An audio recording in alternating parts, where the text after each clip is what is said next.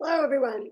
This is Lauren Steiner with the Robust Opposition, and I'm excited to be doing this show tonight. I feel like I'm kind of reciprocating in a way because my friend Sonali Kolhatgar, who's a journalist in Los Angeles, asked to have me on her show after Hurricane Helene. Actually, it was not even a hurricane, it was a tropical storm, but it did terrible devastation. And now I find I'm returning the favor by interviewing her because she's in the heart of the wildfires right there in Los Angeles. So I'm going to bring her into the show right now. Hi, Sonali. How are you doing under the Hi. circumstance? Hi, Lauren. I'm okay. I am hanging in there, and I like what you said about the reciprocal nature of what we're doing. But it's such a symbol, right, of the times we live in, that no one is immune from climate disasters. I know, as I tell everyone, I moved here and you see my flickering light, so I apologize about that.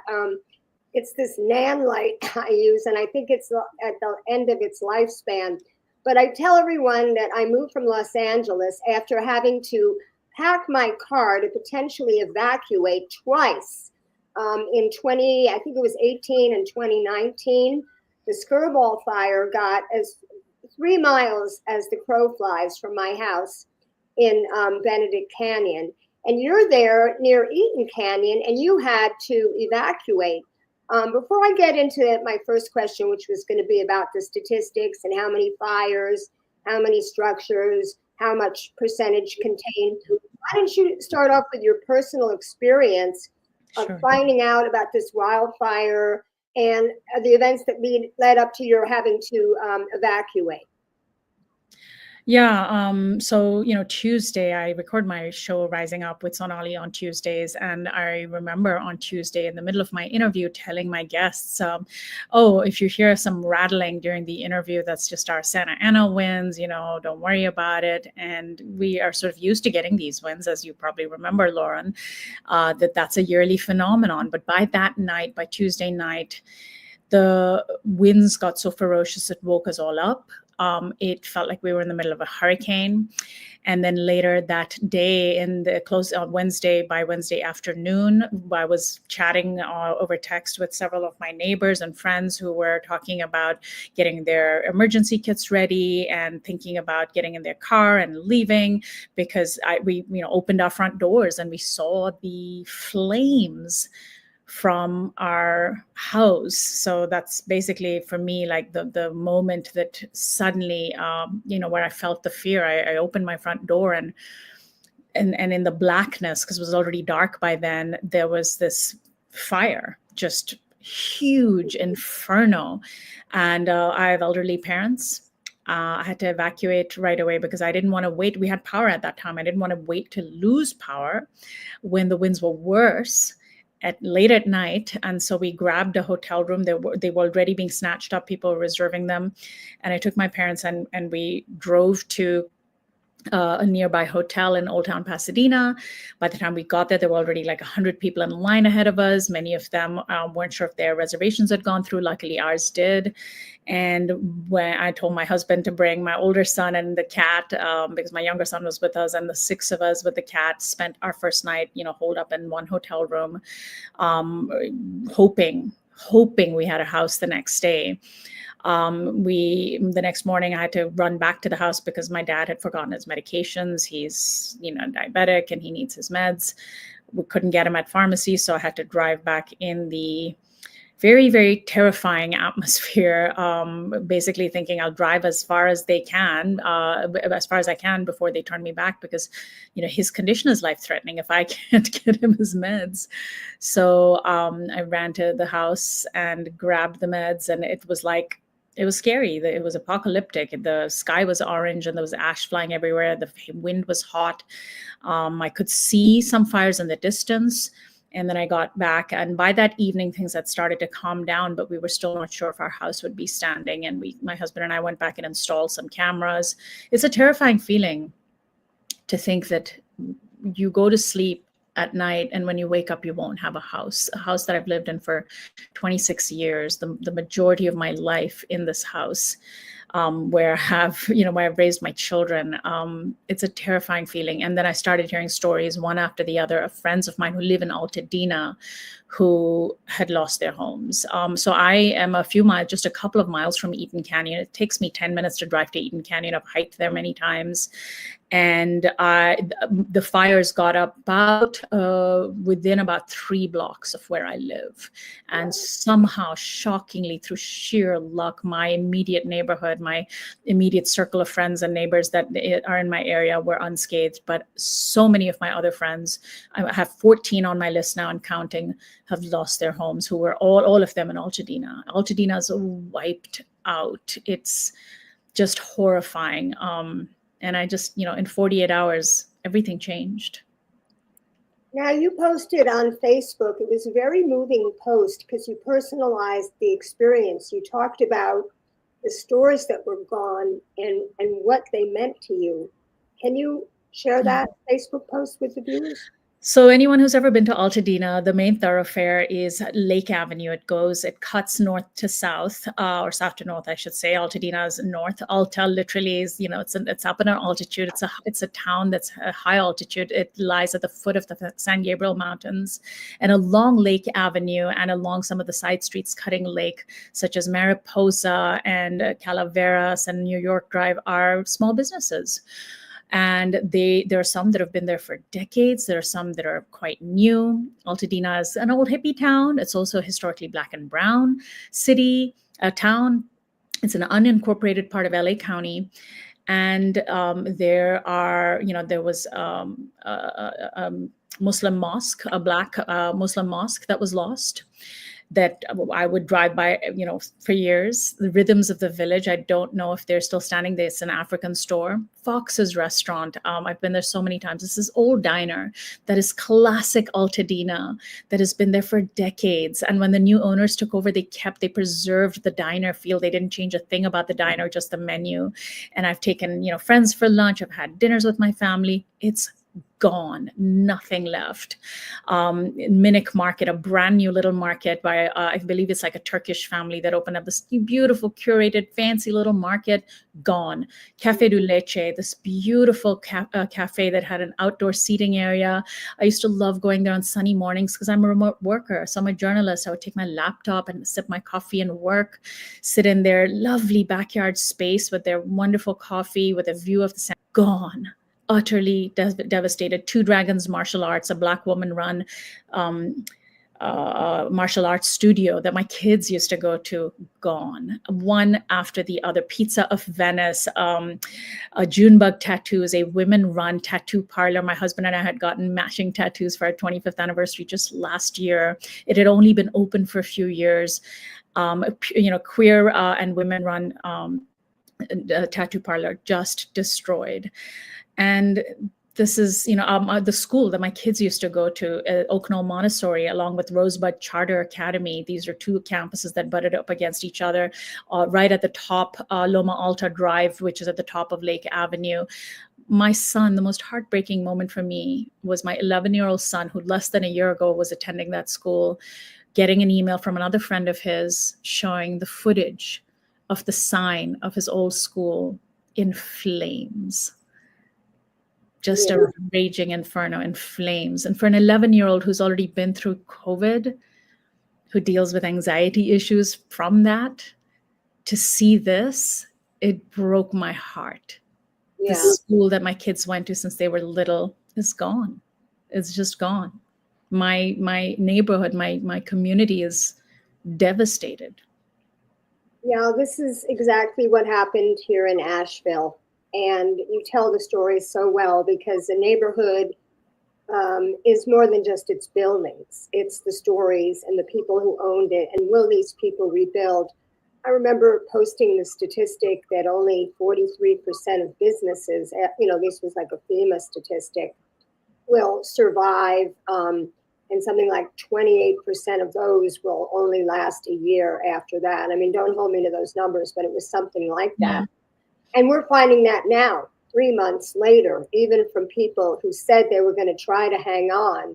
Now they can't hang on because they're only being offered small business assistance loans, and they already still have their loans from COVID. So some of them are just giving up the ghost. And of course, the workers who couldn't afford to live here even before the hurricane, what with the wages that are being paid and the cost of housing, they've left the area. So it'll be years before we find out if Asheville will ever come back. And what you're describing there in Altadena is almost identical to what's happened to the Pacific Palisades. Yes. Right. So yeah, Eaton Canyon is the second biggest fire, 10,600 acres burned, but Pacific Palisades was even bigger, I believe something to the order of 15 or 16,000 acres. It's still burning. It is like there might be like one or two houses here and there standing. I haven't been there personally during the fires, but of course I've been by there and I know the area just as someone who lives nearby-ish. And I know some people who live there or lived there at one point, and it's gone. It's destroyed. They're a very different kind of a neighborhood, but still, a neighborhood of people nonetheless. The elementary school, the middle school, the high school, they were all charterized by this point. Oh, okay. And, the Gelsons, I've gone to that Gelsons so many times, and to see the front part standing with the back part completely burned out and all the homes. It's just a neighborhood that's gone. And, you talk about going to a hotel. The only time I chuckled in the last 3 days was reading this article in the LA Times about how they were all decamping for the Beverly Hills Hotel. And this one guy said, well, when this happens, where are we going to go? A Holiday Inn? Like that was so out of the question. Wow. I know. Yeah, I'm definitely one of the lucky ones that I can afford to pay for a hotel room for 3 nights, right, for my family, because I have elderly and disabled parents, and the convention center here in Pasadena is where they're having folks, who need shelter to come, and I'm imagining there's temporary shelter beds that my parents wouldn't be able to sleep on because they are barely able to, they use walkers and canes. They're very frail. So I had to make sure that I had some, and I was able to because I am more privileged than many people. And it's terrifying. It's terrifying. I don't know what those folks, because there are some people in Altadena who can't afford to just pay for a hotel room for several nights even. But yeah, just the number of people who've been affected it's just gutting. It's gutting. Yeah. I wanted you to talk about the statistics and how many structures. I don't know. The last time I read, it was something like 1,500 structures, and the Palisades fire was 0% contained. Yeah. I understand that the Sunset fire that happened last night, they were able to contain that because, unlike with the Palisades fire, they could have helicopters fly and drop the water. So apparently I read that no homes burned there, but that sounded unlikely to me, that no homes in Runyon Canyon burned out. As far as I know, that was true. We were watching it last night on television here, and that fire exploded in a matter of minutes from a spot fire to like 10 acres and then 20 acres and then 30 acres. But in the end, it was something like 50 plus acres because the helicopters are there. As you said, they were able to, the wind wasn't as bad as it had been the night before. And so they were able to go and drop fire retardant. And it almost felt as though they had already sort of learned their lesson from the Eaton Canyon fire and the Palisades fire, that you can't half-ass it. To be blunt, you have to, you can't, because the winds are so ferocious and they're so dry, and they're basically being pulled into these vacuums created by the fires, creating its own weather, right? So it starts snowballing because it's creating heat that's generating wind, that's pulling the heat more, that's pulling the fire more, and the fire starts snowballing. So if you let it get out of control beyond a certain point, you can't control it. And so it was almost as though they had sort of, I can't get inside the heads of the firefighters and the decision makers, but from the perspective of somebody watching on the sidelines, it almost felt as though they sort of, well, we've we failed in Palisades and Eaton Canyon. Let's get the Sunset Fire under control. There was another fire that broke out in the Studio City as well that they put out really quickly, and they hit it with everything they could, because those are also very densely populated areas. But now here we are going. So at the Eaton Canyon, the Eaton fire is still 0% contained. However, that's a little bit misleading, because the fire is in the Eaton Canyon area in the wilderness. And then embers flew from that fire onto structures, because the wind carried so far that they blew into residential neighborhoods. The houses that have burned down, there's no more houses actually burning in Altadena. Everything that was basically burning has finished burning. The canyon fire continues to rage and is 0% contained. The residential neighborhoods are no longer burning. Now it's just a matter of putting out the small gas line fires and just basically keeping everything under control, making sure the debris is getting pulled away. So as long as the wind doesn't return, some of us are looking at being able to return home tomorrow and hoping that evacuation orders will be lifted tomorrow. But the fire in the canyon is raging, and it's moving further into the wilderness toward Mount Wilson now. So threatening all of the transmitters. Yeah. So. Now, how about the Palisades fire? Because that was heading south towards Santa Monica. And I had a friend who lived just north of San Vicente, and she had to evacuate. And then I was worried about my ex-husband, who lives deeper into Brentwood, because they said it was going east, and the evacuation, there was a difference between an evacuation zone where they mandated you evacuate, and then evacuation warning, like be ready to evacuate. And that was going as far as Kenter Canyon Road. And I had asked him, are you going to evacuate? He goes, no, I'll be fine. But that's just how he is. And I texted back, well, it's your funeral, literally. I probably shouldn't have said that, but he was so sanguine about the whole thing, and I'd be just panicking, Yeah. So you probably had no time to pack up photographs or important documents or any valuables, right? Yeah. So what happened when we first left, it was I just told my parents to just grab the essentials, and I just left with the clothes on my back, and I don't remember. I think I just made sure I took my phone charger and my laptop. I think that's it. And masks. I might have taken a few masks. And but then, when I went home to get my dad's meds, grabbed a few extra things. And then when we came back that night, with Thursday night, today's Thursday, Wednesday night, the days are all blending in. We was it Wednesday night? My God, I think Wednesday night. We packed up all our, family treasures, basically, like my wedding album and my old photographs, family photographs, and my jewelry that my mom's given me, and all of those family heirlooms. I put those in a big suitcase, hard drives of digital photos. Yeah. Put them in a suitcase and left them in the trunk of the car in the hotel parking lot. But we, so because we were sort of can we go back? Can we see? Because the hotel I'm staying at is only a 10-minute drive from where my house is, which is another 10-minute drive from where Eaton is. Yeah. So we're not far from the fires, but that enabled us to kind of gauge things and see if it was safe to go back and just grab a few things. So we went back again this morning as well, just to see how everything was. And it looks a lot calmer, and people are out now sweeping their front yards. So we're thinking and hoping tomorrow we'll be able to go back. Yeah, I remember when I packed up my car those 2 times. First of all, it was amazing how much you can fit into a Volt, a Chevy Volt. I got in, all my silver, from the wedding, valuable stuff. I never even use it, but anyway, got the box of silver. I got the jewelry, the wedding albums, the photographs. I got some expensive clothing, artwork, even the whole car was packed to the gills. But it really makes you think about your life when you're thinking about how do you get stuff out of a 3,500 square foot house, which is what I had, into a small car. What is important, really? Yeah. And that's what a lot of people being interviewed in the Palisades were saying. Like they were taking their dogs and they were taking their horses, and Yeah, I have a cat. I brought my cat, but with the kids were like, "Are we gonna be able to take the cat?" I'm like, "Oh hell yeah, I'm not leaving the Yeah, damn cat that's behind." part of the family, member of the family.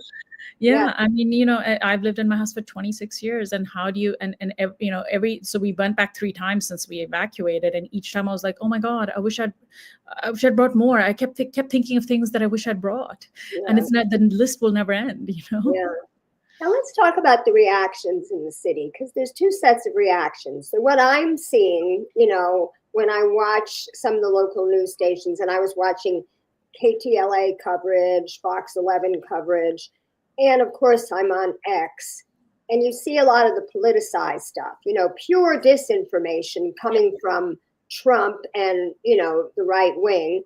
And then you see things that are coming from people that ought to know better, like even certain Democrats criticizing different officials, or Tracy Parks. I guess she's a Republican. She was elected to be the city council member from the Venice area, and I guess that covers the Palisades. It was a backlash against Bill Rosendahl and what was his name after Bill Rosendahl? Mike Bonin, because they were seen as too friendly to the homeless. So Google, all the Google employees, they call it Silicon Beach. They didn't like so many homeless there in Venice.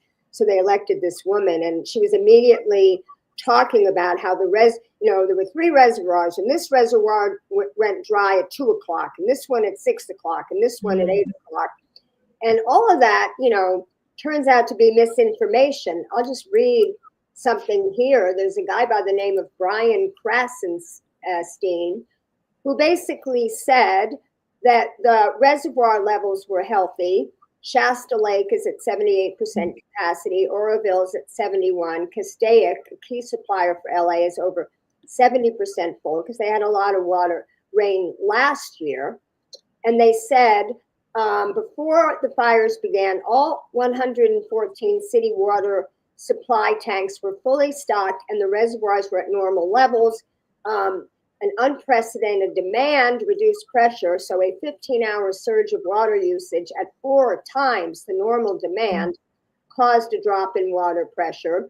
Geography played a role. High demand at lower elevations slowed the refilling of tanks at higher elevations, which are critical for fighting fires in the hills. Extreme weather conditions, 8 months without rain, combined with 85-mile-per-hour winds, created the perfect storm for a catastrophic fire. Continuous water transport. Despite these challenges, water is being continuously brought in to support firefighting efforts. So I'm, for one, am particularly perturbed by efforts to criticize government, especially when the facts are wrong, because I think it causes a mistrust in government. Yeah. And there's someone here in Asheville doing that. And I'm very suspicious of his motives, because he's basically talking about all the failures of FEMA. And the other day he talked about how the county is still assessing property tax, even though people have lost their homes were destroyed. Well, the fact of the matter is it's a North Carolina law. The county has to assess property tax. They don't have it. It's not an option. So now he's talking about what's happening in Los Angeles. And I'm just wondering, what is your opinion? Because you're a journalist, you're seeing what is going on online, and you're also seeing the reactions on the ground. Is there a disconnect between what people are saying in the online world versus what's happening on the ground? Well, I have to say, just on the ground, we have not had enough personnel. Like, that's a given, and it's kind of shocking. So going into the neighborhoods where the fires have been, you don't see as many fire trucks as you would have expected. Residents and neighbors are saying things like they saw fire trucks drive right by them as their homes were burning, because it was almost as though they visually assessed, okay, that home can't be saved, even though in normal circumstances, if it were just that home burning, the fire truck would have stopped, been able to pull out that fire and save that home. But they've had to do so much triage because there just aren't enough personnel. So it's probably true, and I'm saying probably because you're right. That's my. I hope that's an Amber Alert. Yep, that's an evacuation alert. Yes. Okay. But you've evacuated. Where's that one coming from? It says this is an emergency from the LA County Fire Department. An evacuation warning has been issued in your area. Remain vigilant of any. And it kind of depends on where thinks your phone is. Yeah. So we have a lot of folks have been sharing apps about where that show where the evacuation zones are. So if I look at where I am right now, yeah, we're still in a warning area, not in a evacuation area. Most of the area is in a warning area. Almost anywhere I went right now would be in a warning area. Okay, so you were talking about the firefighters passing by the home. So, normally they would have been able to put out these individual fires, but they've had to do triage because they've just haven't had enough personnel. And I think what happened was, even though we knew the winds were coming, we have Santa Ana winds, as you know, this is a thing that happens every year. And even though there were warnings and we were hearing the warnings like, oh, there's going to be, there's going to be a doozy. We might be as bad as the last time we had a big storm in 2011, when we remember so many things, trees were blown away. And I think a lot of people, the public, including officials, were not expecting fire to be basically like turn into a firestorm, literally, right? Like, and so they weren't prepared, and we just haven't had. And I can't 100% blame them, because you don't see this sort of thing happening very often. It's almost, it's completely rare to have urban areas this far from the epicenter of a wild brush fire be affected so fast. Like within hours, you had the fire jumping from the wilderness onto city streets that were miles away, because the wind was so fast and so warm and so dry that it carried burning embers and dropped them on roofs like little bombs, right? So on the one hand, it's true they weren't prepared. On the other hand, I can't really blame them that much, because how do you see something like this coming? Now, in the long term, this should be completely foreseeable, right? So there's two ways of looking at it. In the short term, how, it's not up to the fire department to be predicting the impacts of climate change, but it is up to officials, local officials, state officials, certainly federal officials, to be expecting that we're going to have more disasters and to be doing something to mitigate them, because we're basically in a situation, we're living through an era where we're saying, oh, well, climate change is here. Let's just patch it up and move along. That is our general societal attitude, right? If we look at politicians and power brokers. Meanwhile, most Americans are seeing in their day-to-day lives how severe climate change and real it is, and want change. It's like across political spectrums, people want the government to do something about climate change, and we're not. Yeah. Well, Bill McKibben, and I said this to you in the questions, I wanted to share with the viewers that he showed how climate change created this perfect storm. He said it only rained 0.16 inches in LA since May. That's crazy. Yeah. And climate-induced heat waves, the LA basin had some of its hottest stretches ever this past summer. And perhaps the climate-induced increase in the intensity of the Santa Ana winds combined to create a firestorm unlike any other. And then he said, he posted a paper, a link to a paper from Nature magazine, explaining how the melt of the Arctic sea ice, by affecting the jet stream, is making West Coast fires worse. So my question to you is, do you think that Gavin Newsom, who we all know is planning to run for president in 2028, who has already gone right in terms of like being the first one out there as soon as that Supreme Court decision to start cleaning up the encampments himself, posing with a hard hat and a shovel, and he also delayed the closing of the the Aliso Canyon gas storage facility, which you remember almost 10 years ago was the largest leak of a gas facility, methane leak in U.S. history. And they had to relocate that entire community of Porter Ranch. They were supposed, Jerry Brown was supposed to close it. Then Newsom was supposed to close it. And just last week, they said it was going to stay open until 2036 because they need the energy. So they're still talking about needing the energy. They're still fracking, and with Newsom running for president and tacking right, and with Trump coming in, threatening to undo anything good that Biden did do to mitigate this damage. Are you pessimistic about like the future for, trying to prevent this from happening again? I mean, I'm pessimistic under Trump. I was pessimistic under Biden too. And definitely someone like Gavin Newsom, who has proven to be, as you said, someone who's a typical Democrat, right? Who will pay lip service to ideals that are progressive. And then when it comes to it, continually tack right because they believe that that is the way that they can win. And also, they just don't want to alienate their corporate backers. And so I was Joe Biden paid lip service to climate. He did do some good things. He didn't go nearly far enough. He could have declared a climate emergency anytime during his 4 years as president, and he never did, and is not going to in the next week and a half, even though this catastrophe has happened on the tail end of his presidency. And Trump is going to be even worse. And over again, these politicians let us down. They are, because corporate interests have a stranglehold on our political system. They are afraid of upsetting the fossil fuel industry. Trump openly promised the fossil fuel industry tax breaks and benefits if they were to give him $1 billion for his campaign. I mean, he was so open about the grift. And yeah, I'm very pessimistic because ultimately, if we don't do something about this tomorrow, we first pick ourselves up and dust ourselves off and try to rebuild. And then what? Wait for the next fire to just destroy everything we rebuild in a year or 2 years until we do something about climate change?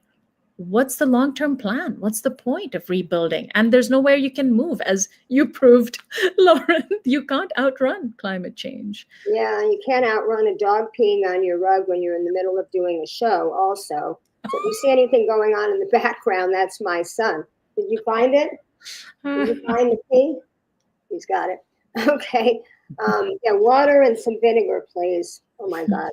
Anyway, this is live TV, folks. Speaking of mitigation, this is going to open up a series of hard questions that it's already opened up here in Asheville, where people were building on a floodplain. People were building next to the rivers. Question is, do you think people are going to start talking about putting regulations in place whereby you're not going to be able to build in a fire zone such as this? We already know that insurance companies are canceling policies. Yep. For the longest time, I had to have, because I was in the Santa Monica Mountains, I had to have California Fair Plan, which was the insurance company of last resort, because no private company would come and insure. And now they're saying that they'll probably go bankrupt because of how many claims are going to be submitted because of these fires. So what do you think should happen? What do you think will happen? I mean, as long as there's coast, people want to build on it. Somebody was saying, I saw a video, this guy was saying, look, this is the only good thing about this now is we can drive down PCH and see the ocean. Before, it was blocked by all these private homes. So now we could see what the Chumash could see when they used to live here. Yeah, I mean, we do need common sense regulation, and that's always been true no matter what, right? We need to regulate, government needs to regulate based on considerations that are equitable, where people can and can't build, help those who are forced to shell out extra money and maybe don't have the means. And if we're going to regulate where people can and can't build, we also then need to regulate what people can and can't, people meaning corporations, can and can't sell, right? If we're going to regulate where people live, let's also regulate the fossil fuel industry, the carbon emissions. Let's regulate public transport and make it better. Let's regulate cars and how much they can spew. Let's regulate electric vehicles and the conditions under which their battery minerals are harvested. Let's have the proper common sense regulations in place that center human and planetary well-being. That should be always at the heart of any regulation. and then it should be applied equally. But if we're going to do regulations of any kind that impact people, let's also hold the corporations accountable who are part of the problem in the first place as well. Like that needs to be part and parcel of our approach and our response to these crises, to these disasters. It can't just be people paying the price over and over again, and these elites have to be held accountable. And they're just, the elites, well, they feel like they can outrun climate change. They'll just get the bigger bunker, a higher, higher altitude, build at a higher altitude, or buy a big tanker in the middle of this ocean. They'll escape one way or another. They have escape plans, and they have such endless amounts of money. But 99.99% of humanity is not going to be able to escape. Yeah. Well, I also remember during the Malibu fires that they even had their own private fire services that were coming to their houses, because they were paying for this private fire service.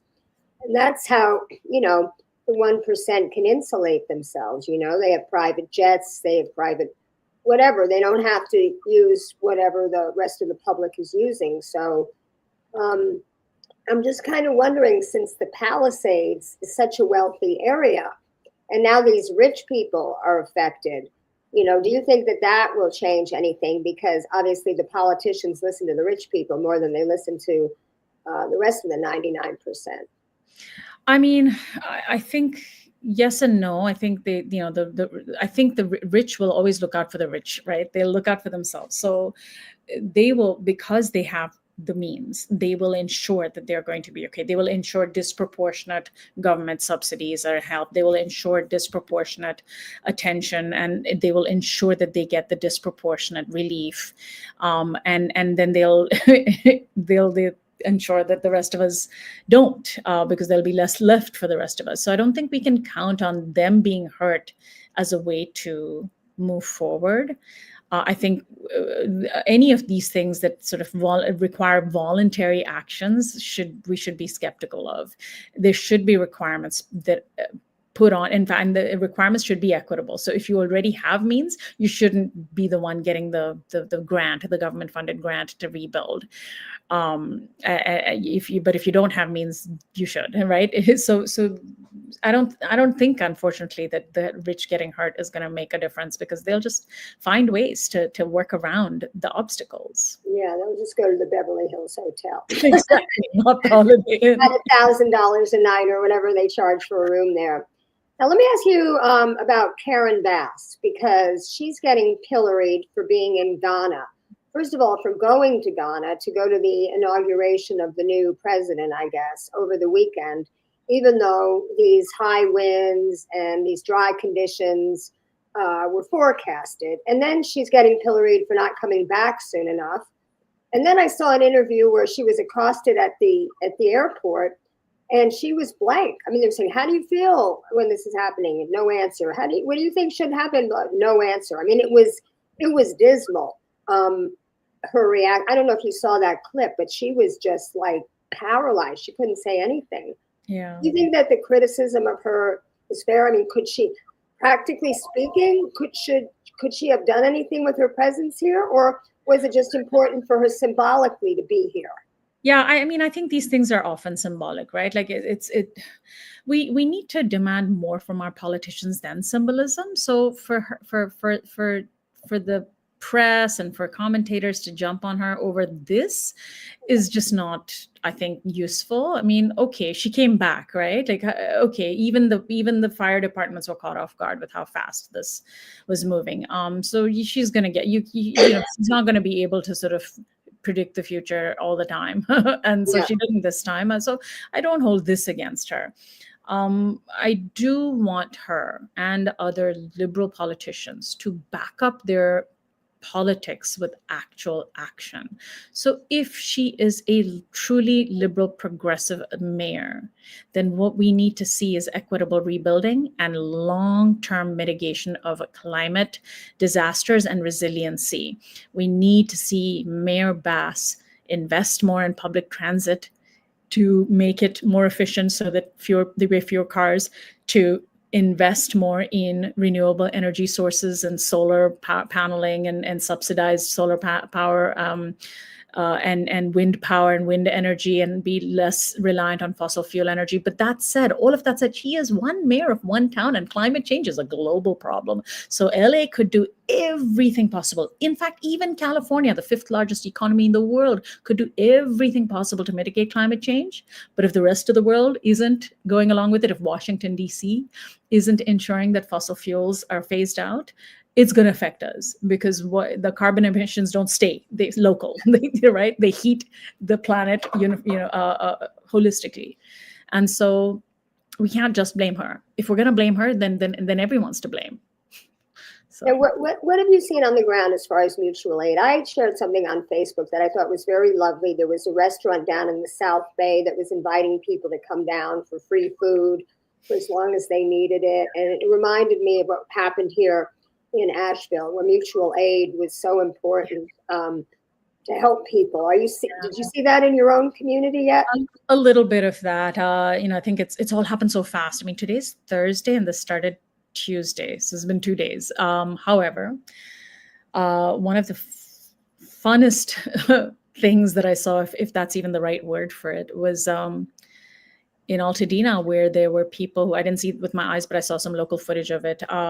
There were people who were trying to, help their neighbors put out fires, and there was no way to get the water to douse the fires. They were filling garbage cans with water in one house and dragging it, 2-3 people at a time, dragging it to someone else's house and trying to douse the fires with filling their empty garbage cans, their yard waste containers with water, which was kind of innovative, right? Like a big container that can hold water to douse the fire. So people were doing that for each other. A lot of neighbors trying to put out their neighbors' houses fire. So people who basically were the last person standing, but their neighbor had evacuated and their neighbor's house is on fire, people were putting out those fires. People were pulling away brush from their neighbors' homes. We're already seeing, of course, all the sort of standard GoFundMe pages crop up, people just reaching out and saying, come and, you can camp out in my living room if you have nowhere to go. It's just been really, Altadena's community sense of community was always strong, and it's going to be strong here on out. I think people are still picking up the pieces. There's still this sense of what just happened. Have I really lost everything? Has my neighbor really lost everything? So I think in the coming days, we'll hopefully see more of that. I am seeing some notices cropping up saying, we need, dental hygiene and other hygiene products and aid products that you can drop off at this place, where we're giving it to evacuees who need them. Pet food for people's pets. The Humane Society put out a call and got inundated with mountains of cat food and dog food, and is offering up their space for people to drop off pets if they are evacuated, but they can't take their dog with them, so they can basically house their dog at the Pasadena Humane Society and then come back for them. So there's been stuff like that happening, yeah, and I'm sure we'll see much more of that in the coming days. Yeah, that's the only silver lining sometimes in these crises, is the neighbors get to know neighbors they never knew before. I mean, in my neighborhood, we had a lot of downed trees, and they were blocking the roads, they were blocking people's driveways, and everybody who had a chainsaw was coming out and helping people chop up these trees and get them off the road. And I'm just worried about, if people had enough insurance there, because here people didn't really have enough insurance. FEMA was only giving a maximum of $42,000. The original grant was $750, no questions asked, but some people even had trouble getting that. And, we've got cold weather here. It's been in the 20s the last 3 days, and there's still people living in tents. And FEMA is about to end the housing in the hotels. They've extended it 3 times already, but now they're gonna end it. So I suspect that what's going to happen is that a large chunk of the people who've lost their homes may leave Southern California. It's an expensive place to live, right? So if I lost my home, I couldn't just go out and buy a new one, because I bought my home so long ago when it was much more affordable.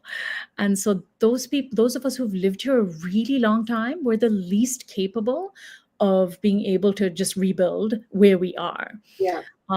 We have friends, my kids' preschool teacher both she taught both my boys when they were toddlers.